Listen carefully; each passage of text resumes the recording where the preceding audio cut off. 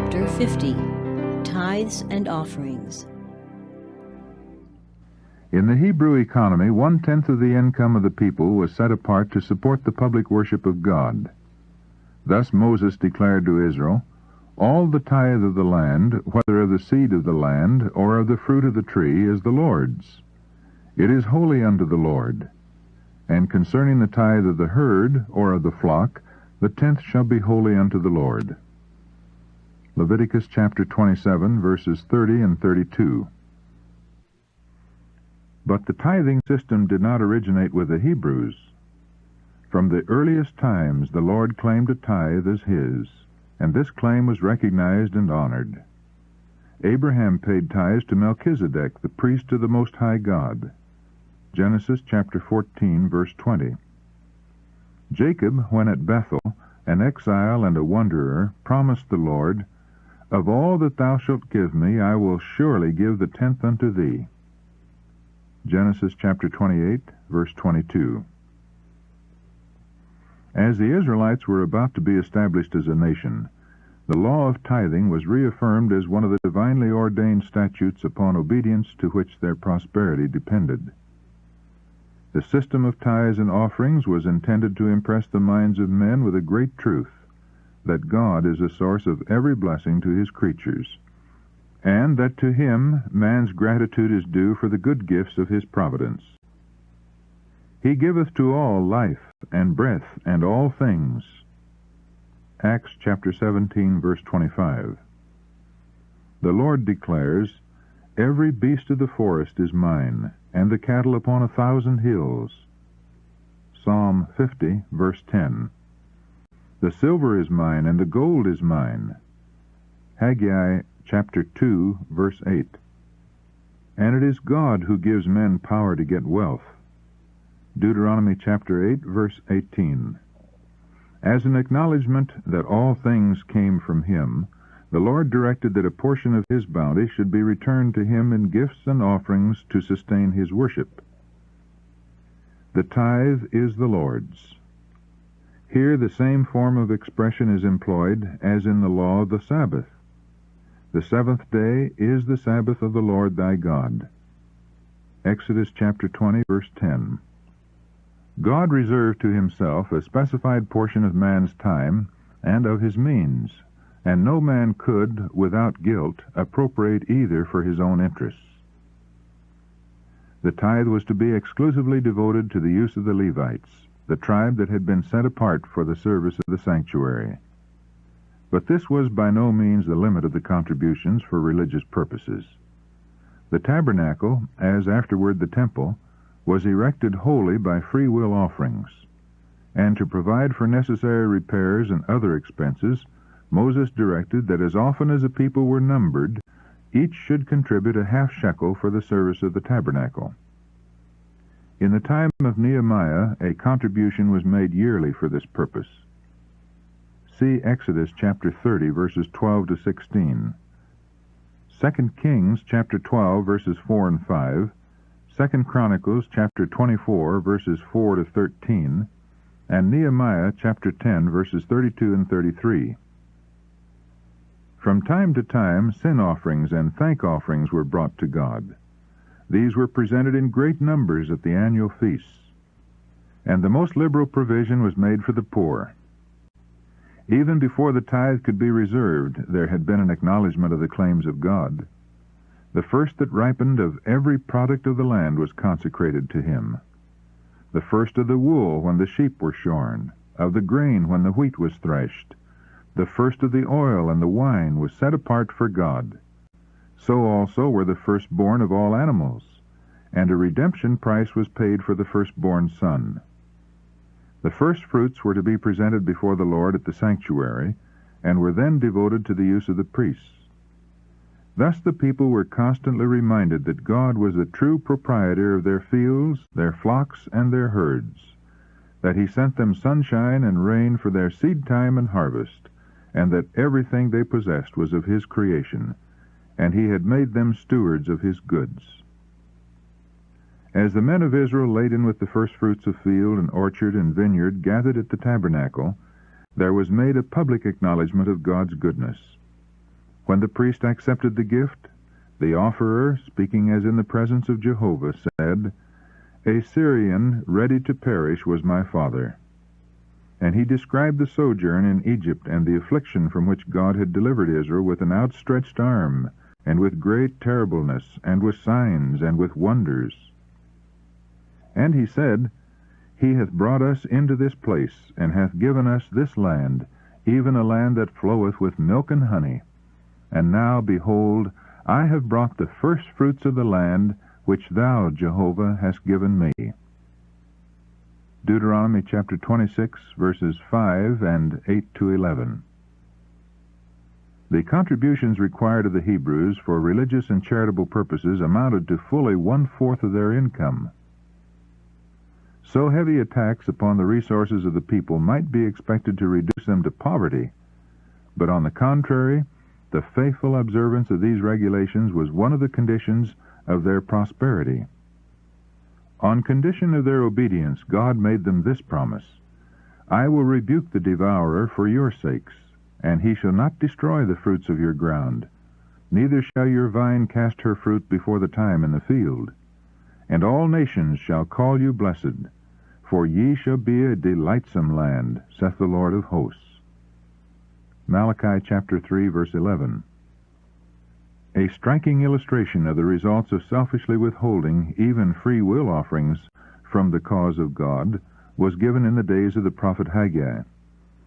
After their return from the captivity in Babylon, the Jews undertook to rebuild the temple of the Lord.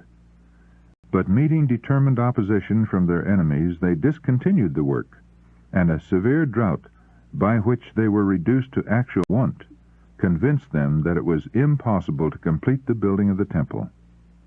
"The time is not come," they said, "the time that the Lord's house should be built." But a message was sent them by the Lord's prophet: "Is it time for you, O ye, to dwell in your sealed houses, and this house lie waste? Now therefore thus saith the Lord of hosts, Consider your ways. Ye have sown much, and bring in little. Ye eat, but ye have not enough. Ye drink, but ye are not filled with drink. Ye clothe you, but there's none warm.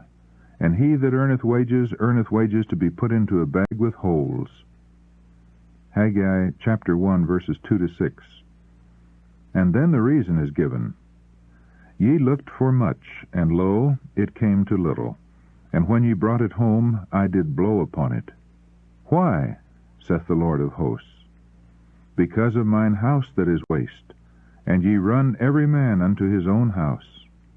Therefore the heaven over you is stayed from dew, and the earth is stayed from her fruit.